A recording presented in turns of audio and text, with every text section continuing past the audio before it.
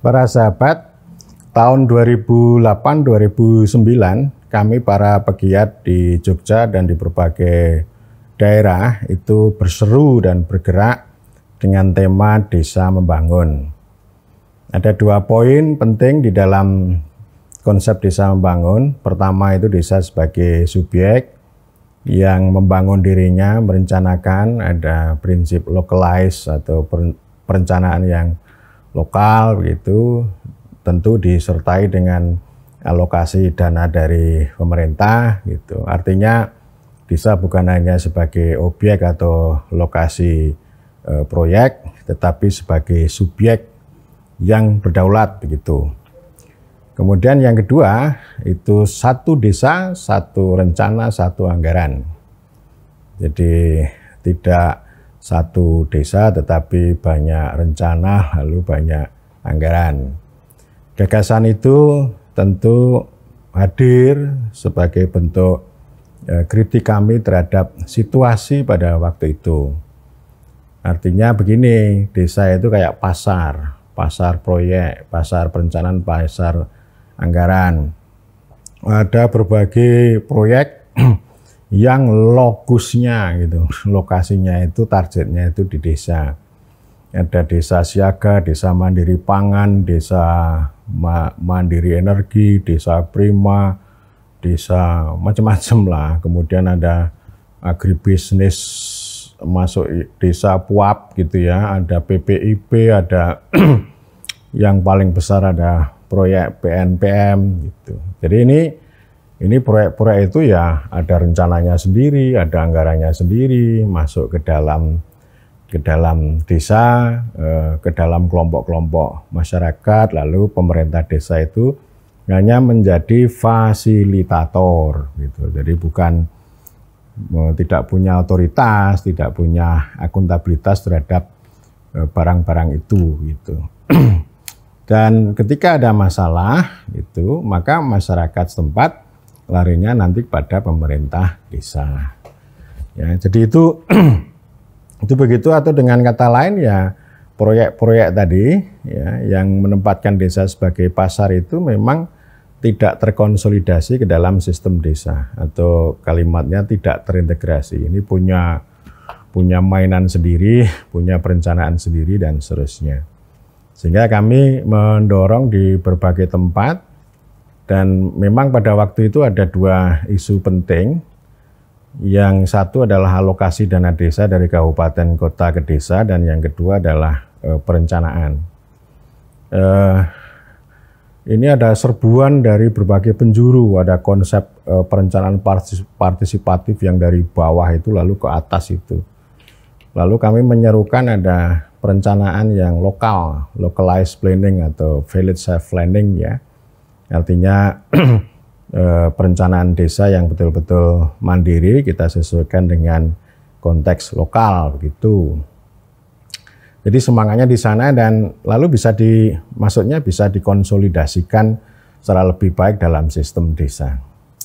Tetapi yang terjadi di antara 2 isu tadi, isu ADD dan perencanaan, memang yang lebih cepat, lebih masif itu perencanaan. Karena didorong dari berbagai macam penjuru, termasuk rezim perencanaan, lalu diharapkan ini inline gitu ya, atau terintegrasi antara perencanaan daerah dengan perencanaan desa dengan pendekatan yang bottom up, lalu partisipatori dari bawah. Lalu ADD-nya ini lebih lemah ini, ada banyak daerah yang mengalokasikan alokasi dana desa ini kecil. Ada yang kecil, ada yang belum begitu. Sehingga ini ruang partisipasi, ruang perencanaan ini mulai dibuka gitu. Ya ada musrenbangnya itu dibuat di desa itu bagaimana lebih dinamis, lebih semarak begitu. Tapi uangnya terbatas. Sementara uang-uang yang turun ke desa itu ada tadi berbagai macam proyek. Mereka punya perencanaan sendiri yang belum terkonsolidasi. Dan karena itu memang banyak institusi termasuk kami itu kan memfasilitasi sejumlah desa di beberapa kabupaten. Tapi kan satu kabupaten kami hanya mengambil beberapa desa. kami dampingi gitu ya, kami bantu sehingga menghasilkan perencanaan yang inline tadi, yang terkait antara daerah sama desa. Terus kemudian kedua lebih partisipatif. Kemudian yang ketiga juga lebih produktif. Ini yang kemudian disukai oleh daerah. Jadi setelah ini perencanaan yang kita siapkan dengan baik ini, lalu kepala desa dan tim itu presentasi di hadapan Bapeda, lalu SKPD yang lain, kemudian ada pujian. Nah ini yang kita maksud, perencanaan seperti ini yang itu lebih bagus. Lalu dari daerah nanti akan mengucurkan dana kepada desa-desa yang kita dampingi. Tetapi kami melakukan refleksi secara kritis juga. Loh, kalau kita itu bisa mendampingi 10 desa gitu misalnya, ini sukses gitu. Lalu yang ratusan desa yang lain dalam satu kabupaten bagaimana? Itu artinya mengeksklusi, mengabaikan desa-desa yang jumlahnya lebih banyak, perencanaannya tidak menarik, tidak disukai oleh daerah. Jadi artinya ini desa disuruh begini, disuruh begitu, tapi tidak ada fasilitasi secara semesta, secara bersama-sama. Sehingga ini hanya segelintir desa yang bisa kita fasilitasi. Jadi di satu sisi ya senang 10 desa sukses, tapi ya sedih juga karena ratusan desa itu ya begitu itu. Dan kemudian kalau di Jawa ini lalu ada istilah bottom up. Ya, katanya bottom up dari bawah tapi bottom up. Bottom itu tidak, up itu naik. Jadi tidak naik. Jadi mereka sudah susah-susah melakukan musrenbang begitu, tapi nggak ada duit yang turun kecuali yang 10 desa yang kita fasilitasi tadi gitu. Sehingga ini lalu menimbulkan apatis ya. Jadi ya sudahlah yang namanya musrenbang itu jadi formalitas saja gitu. Jadi karena nggak ada uangnya yang turun, dan oleh karena itu pada tahun 2009 kami diskusi termasuk dengan sahabat Yando Zakaria, jadi diskusi tentang ruang dan uang bagi desa. Jadi pada masa itu ruangnya dibuka, ruang-ruang partisipasi musrenbang yang lebih partisipatif itu muncul gitu. Tapi uangnya nggak ada, karena uangnya itu sebar ke mana-mana, atau istilah Mas Bito kemudian itu namanya mutilasi, jadi bukan konsolidasi gitu. Dan pada waktu kita diskusi tentang ruang dan uang, kita punya pendapat begini, ya ruang tanpa uang itu sama juga bohong gitu. Ya itu hanya kasih gula-gula aja, kasih janji suruh kerja tapi tidak ada sumber dayanya yang itu mengalir gitu. Dan saya kira diskusi tentang ruang dan uang itu akan selalu relevan di sepanjang zaman, termasuk hari ini dan masa depan. Sehingga saya kan ini membuat semacam dialek antara dua variabel, yang satu uang, yang kedua adalah uang ini. Ini kalau didialogkan kan lalu muncul ada 4 kotak ini ya. Jadi saya buat bagaimana uangnya ya, ada tidak ada dan ada, atau tidak dan ya gitu. Lalu ruangnya bagaimana ruangnya? Ada ruang, tidak ada ruang, dan ada ruang, atau tidak dan ya. Sehingga ini muncul 4 kotak. Kotak pertama ini artinya tidak ada ruang dan tidak ada uang. Itu. Ini namanya eksploitasi. Nah kalau zaman Orde Baru ya gitu.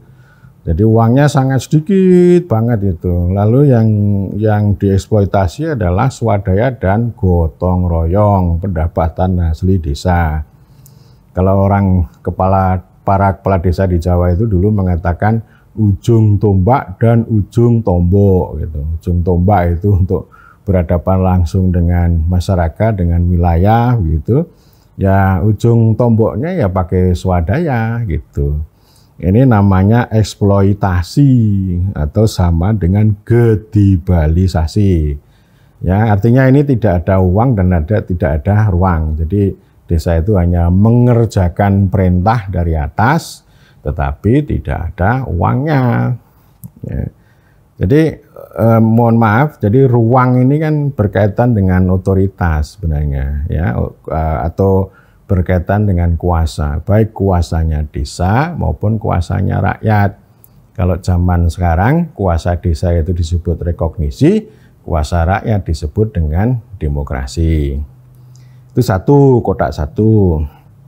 Kotak dua itu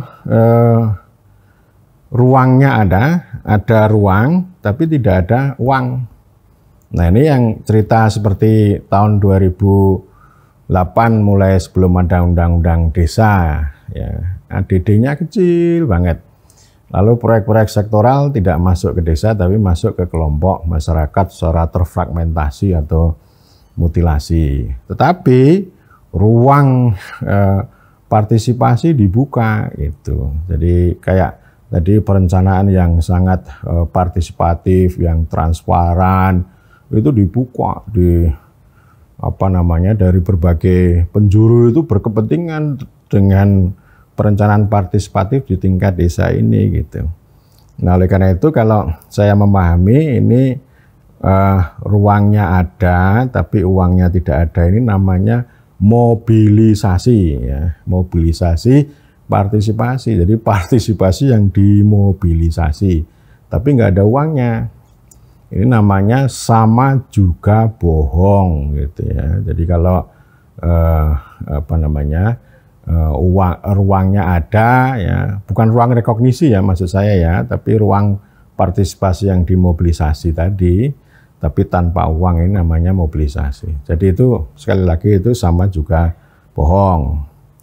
Kemudian yang ketiga ini uangnya ada, tapi ruangnya tidak ada. Ya, ini sekarang ini proyek dana desa itu ada di sini. Jadi ini saya sebut sebagai subordinasi. Jadi negara ini memberikan uang yang katanya besar begitu, katanya bermiliar-miliar tuh. Jadi lebih dari 1 miliar, tapi diikuti dengan subordinasi. Ruangnya nggak ada, ruang rekognisi, ruang demokrasi nggak ada. Tapi itu digantikan, ruang itu digantikan secara instrumental dalam bentuk teknokratisasi, birokratisasi, regulasi, ya, instrumentasi proyek, data, kemudian apalagi ya kayak seperti SDGs desa, terus kemudian sistem keuangan desa, aplikasi berbagai macam. Jadi artinya ini tidak ini jelas yang satu dia memotong rekognisi atau otoritas desa, di sisi lain itu ruang-ruang demokrasi, representasi, partisipasi itu juga dipotong, itu hanya dimobilisasi bahkan diganti dengan berbagai instrumen ini.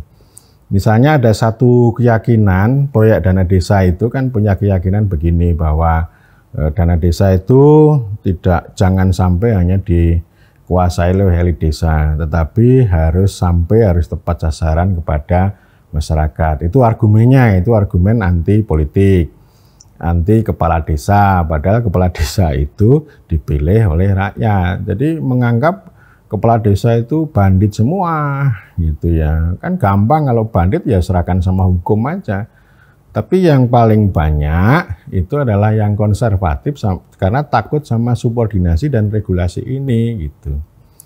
Ya, jadi ini para kepala desa ini kuasanya dipotong, dikurangi dengan nalar proyek supaya tepat sasaran tadi, bukan dengan demokrasi, ya, tetapi dengan instrumen, ya, dengan teknokrasi, dengan alat-alat yang sedemikian rupa gitu ya. Jadi APB desa harus sesuai, harus mengikuti sistem aplikasi sistem keuangan desa atau regulasi peraturan menteri gitu ya.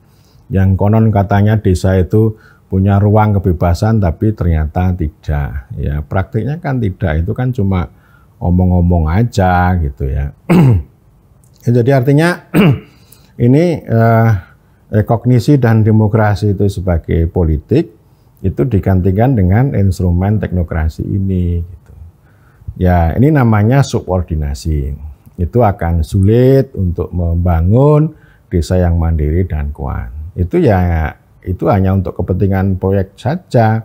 Proyek untuk mencapai output, baik itu output data, ya, yang paling banyak data ini.